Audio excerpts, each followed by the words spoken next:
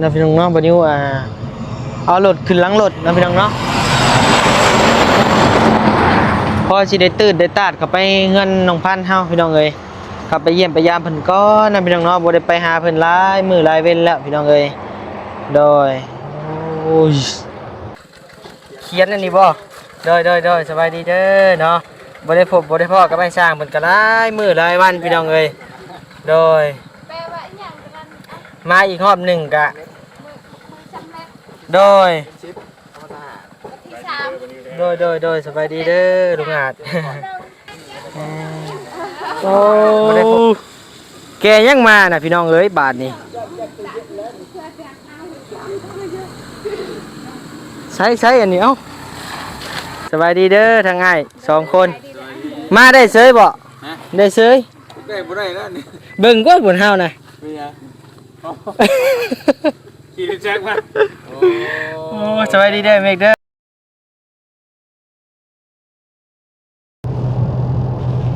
พี่น้องเนาะเปิดคลิปเปิดภาพมาบัดนี้พี่น้องเอ้ย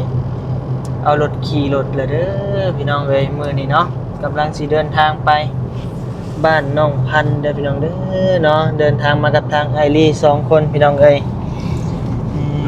โดยสบายดีสบายดีเด้อพี่น้องเด้อเป็นจังได๋คือว่าเอารถขี่รถละมื้อนี้ย่านทางเข้าบ่ได้นี่แหละโอ้โดยแต่เข้าบ่ได้นี่แหละบ่ได้เข้าบ่ได้ดีแหละทางเข้าบ่ได้ว่าทำลุงหมดแล้วโดยหมดว่าบ่ไหวแล้วคันรถจักรนี่พอไถได้อยู่ถูกไถได้อยู่กันน่ะโดยทางบัดนี้ก็ยืมรถป้าพี่น้องเอ้ยยืมรถป้ามาแล้วก็เอาขึ้นหลังรถนี่แหละพี่น้องเอ้ยเรียกว่าคุยกันกับน้องเพิ่นก็เลยว่าน้องนี่ว่ามีรถอยู่ก็เลยว่าเอ้าคิดว่าคันว่าบ่มีรถเลยสิให้ใครคนใดคนหนึ่งนะขี่รถน้องพ่อน้องมาเอานี่โดยคนที่มือแข็งๆเนี่ยเป็นขี่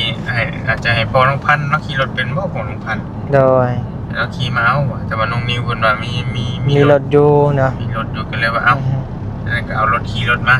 รถขี่รถพี่น้องเอ้ยกำลังเดินทางเนาะบัดนี้ก็ได้กับบาลีเนาะเป็นจังได๋ทั้งแม่ตู้เพิ่นไข้แน่แล้วบ่โดยก็ไข้แน่แล้วก็จังว่ากล้าออกมาได้ไกลๆนี่นะสำหรับใครก็คือสิบ่ได้มาโดยจังได๋ก็เพิ่นก็โอเคแล้วเนาะบัดนี้เราก็ต้องสู่เวียกสู่งานต่อพี่น้องเอ้ยเพราะว่าอันเฮ็ดน้องพันธุ์ก็แล้วตั้งแต่เราไม่ฉลาดมาใส่กับเจ้าคนจ้อยเลยโดยแล้วระวังนี่จะขึ้นเฮือนละมื้อนี้แล้วเลยไปจักมื้อนี้เนาะพี่น้องเอ้ยทีมงานก็ส่งมาบอกมันเฮ็ดสิแล้วแล้วนะเฮ็ดหัวบันไดก็สิแล้วโดยก็เลยว่าไปเบิ่งก่อนไปเบิ่งค่าสร้างค่าหยังก่อนแนวใดจังได๋ยังบ่ได้ไปใกล้เลยเป็น10 มื้อ10 กว่ามื้อบ่เนาะเอาเนาะพี่น้องเนาะก่อนเฮาสิขับไปพุ่นกะบัดนี้ก็สิพาพี่น้องแวะเยี่ยมยามน้องบุญทวีก่อนนะพี่น้องเนาะโดยนี่แหละเงินเพิ่นก็กำลังสิฮอดนะพี่น้องเนาะวิดโค้งนี่วิดโค้งอีกอันนึงฮอดเลยพี่น้องเอ้ยอยู่บ่จักสิอยู่บ่อยู่เนาะพี่น้องเอ้ยเพราะว่าน้องเพิ่นก็ออกไปหาอยู่หากินพี่น้องเอ้ยคันบ่ได้หาก็บ่ได้กินดังเนาะเพิ่นก็ไปเรื่อยๆไปหาปูหาปลาเพิ่นนั่นแหละพี่น้องเอ้ย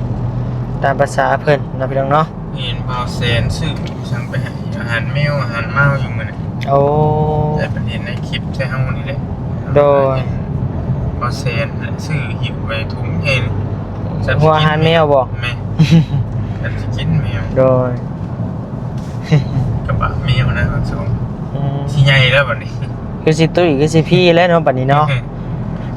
เพราะว่าอันนี้ก็ซื้ออยู่2-3ซองน่ะโดยชื่อมือเฮือนบ่ได้มาใกล้เลยว่าสิแวะให้มื้อนึงโดยกระบะมันจำสิตุ้ยแมวบาดนี่สิใหญ่อยู่กินอาหารแซ่บมันก็มีโปรตีนเนาะโดย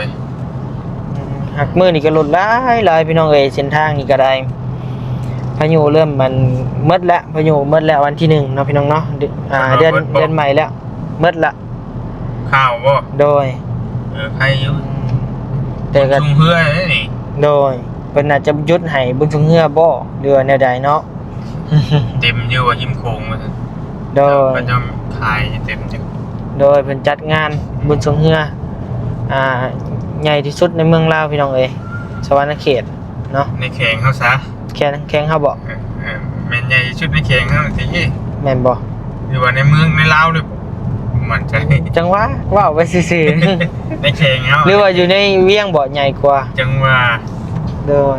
เอาในแข้งเฮาซะพี่น้องเอ้ยแข้งสวรรณเขตเนาะก็ถือว่าใหญ่สุดม เต็มมาได้ยิงโค โดยนี่ละฮอดละพี่น้องเอ้ยเงินน้องบุญทวีเนาะ อยู่อีกบ่ จักสิอยู่บ่อยู่พี่น้องเอ้ยเอาพุ่นละไปเบิ่งอยู่เฮือนน้องบุญทวีก่อนเด้อพี่น้องเด้อเนาะโดยน้องพี่น้องเนาะมาฮอดแล้วเด้อเนาะเฮือนบุญน้องบุญทวีพี่น้องเอ้ยเนาะแต่ก็บ่เห็นน้องเพิ่นพี่น้องเอ้ยจักไปทางใดนะพี่น้องเนาะยังไปหาอยู่หากินนี่แหละพี่น้องเอ้ยนี่แหละนะพี่น้องเนาะบัดนี้เอารถขึ้นหลังรถนะพี่น้องเนาะพอสิได้ตื่นได้ตาดเข้าไปเงินน้องพันธุ์เฮาพี่น้องเอ้ยขับไปเยี่ยมไปยามเพิ่นก่อนนะพี่น้องเนาะบ่ได้ไปหาเพิ่นหลายมื้อหลายเว้นแล้วพี่น้องเอ้ยโดยโอ้ยรถขี่รถพี่น้องเอ้ยมื้อนี้เนาะแต่กี้มีแต่คนขี่รถมามื้อนี้รถขี่รถพี่น้องเอ้ยตัวรถก็เป็นรถป้านะพี่น้องเนาะวันนี้ก็ได้ยืมรถป้ามาพอได้ตื่นตาดเข้าไปนะพี่น้องเนาะเสียรถใหญ่เข้าไปยันบ่รอดพี่น้องเอ้ยโดยน้องเพิ่นบ่อยู่ซับจักไปทางใด ไปแล้วไป ไป สิคำสิยามื้อหน้า โดยไป คุย พี่น้องเอ้ย เพื่อนเนาะ พุ่นละพี่น้องเอ้ยเนาะไปพบไปพ้อกันอยู่พุ่นละเงินน้องพันนะพี่น้องเนาะโดยเอาพี่น้องเอ้ยเนาะเปิดคลิปเปิดภาพมาบาดนี้พี่น้องเอ้ยมาฮอดแล้วเด้อพี่น้องเอ้ยเนาะมาฮอดเฮือนฮอดซานน้องพันเป็นที่เรียบร้อยแล้วพี่น้องเอ้ยทางไอ้สร้างเพิ่นก็กำลังเลิกนะพี่น้องเนาะกำลังวางมือเนาะเดินทางมากับไอรี2 คนพี่น้องเอ้ยเนาะถือรถจักรมาเนาะ ขี่รถจักรมา โดย ขี่มาบ่ โดยขี่มาพี่น้องเอ้ย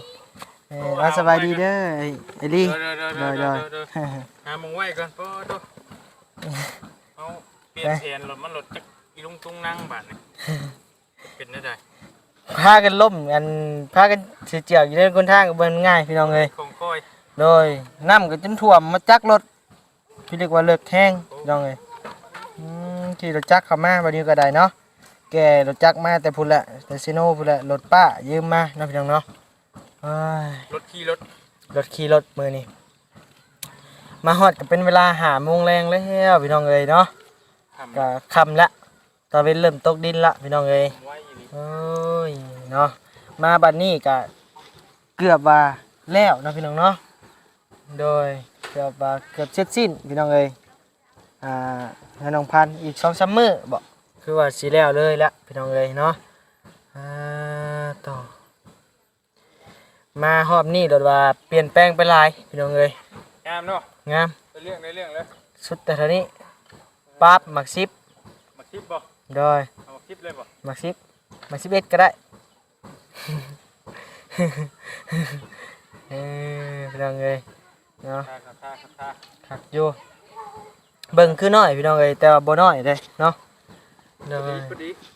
เอาเด้อไอลี่เฮาเข้าไปเยี่ยมน้องเพิ่นก่อนเข้าไปเบิ่งเฮือนเบิ่งชั้นใหม่ก่อนเนาะโดยโตน้องเอ้ยโตงามพี่น้องเอ้ย ยืนเงียนอยู่นั่นก็ได้ ใช่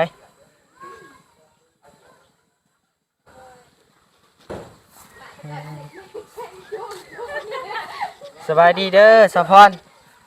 โดยสบายดีคือมาแต่ทางใดคือมาหัวหยองแท้มื้อนี้โดย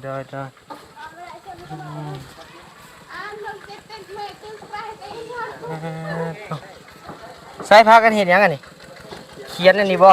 โดยสบายดีเด้อเนาะบ่ได้พบบ่ได้พ้อกับไอ้สร้างเพิ่นก็หลายมื้อหลายวันพี่น้องเอ้ยโดยมาอีกรอบหนึ่งกะ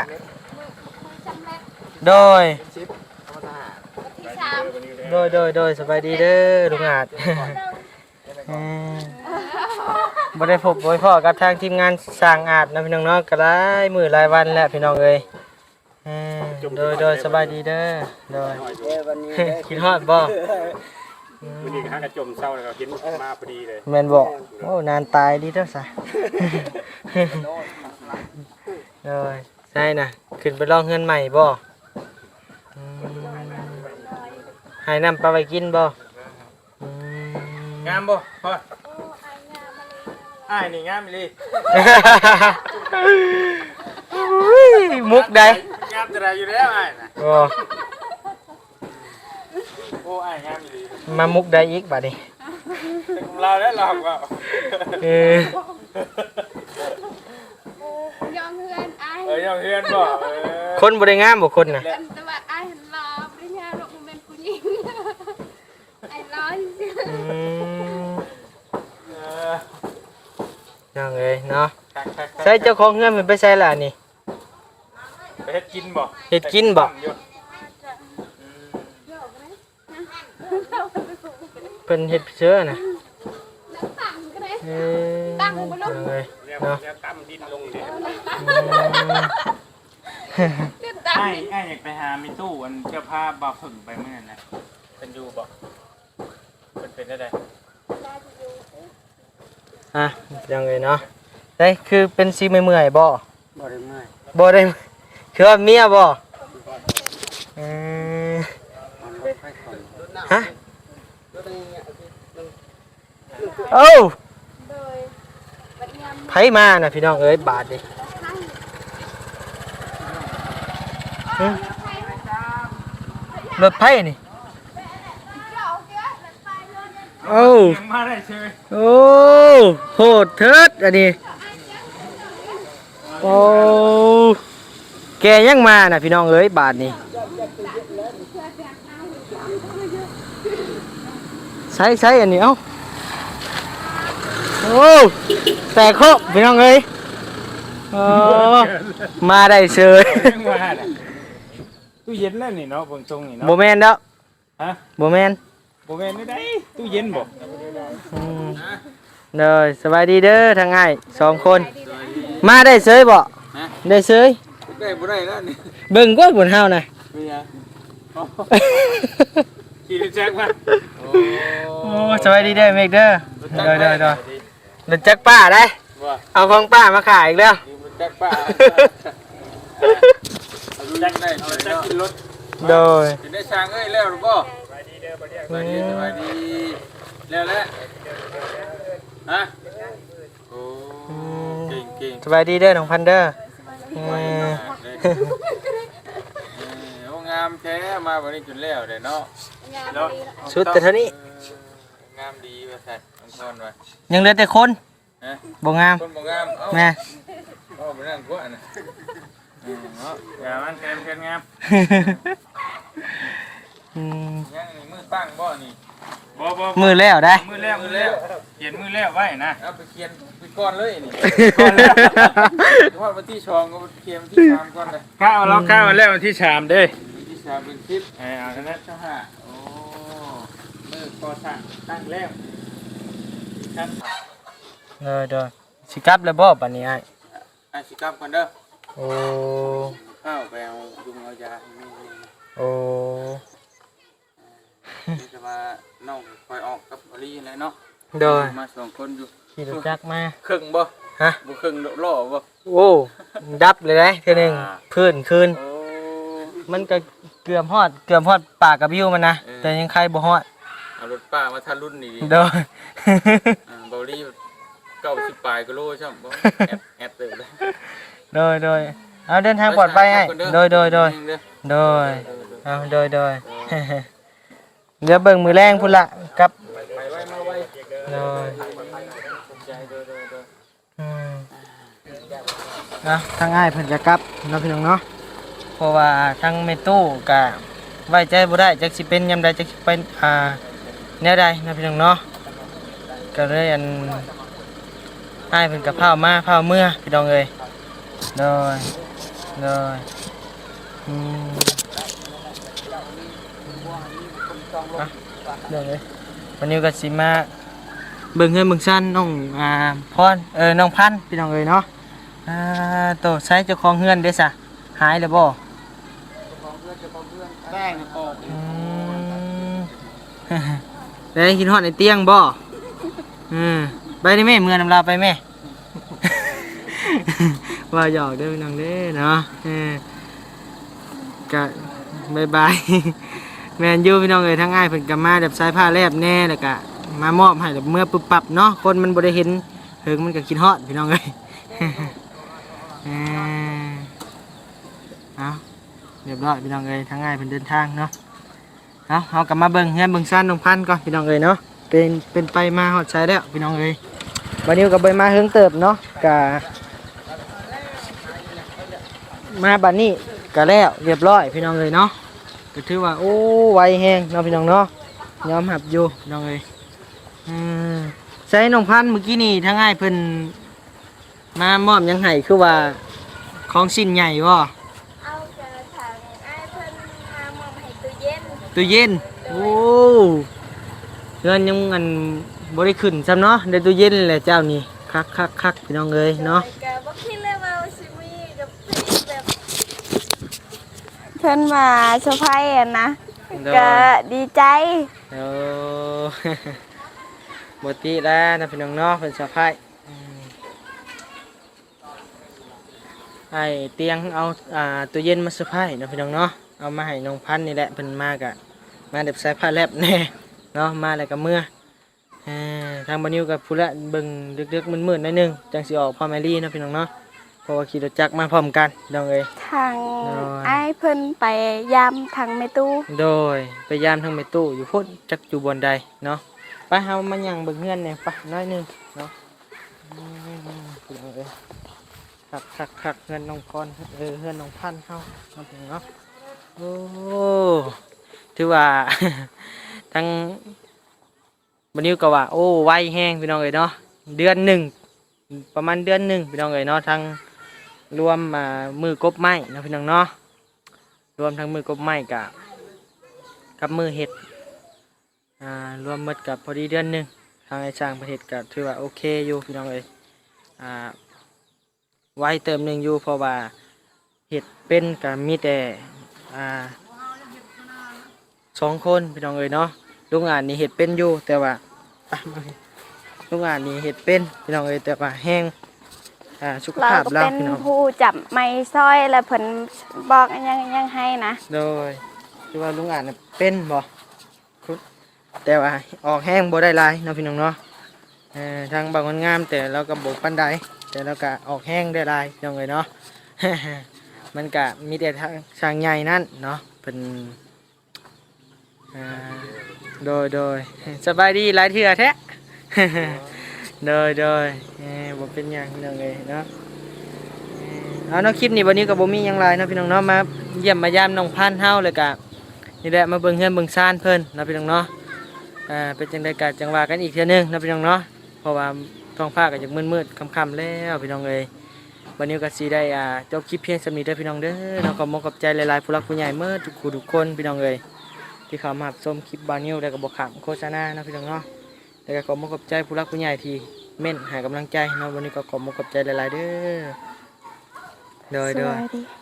วันนี้ก็บ่มีคำว่าอย่างไรนอกจากคำว่าสบายดีบ๊ายบายโดย สบายดี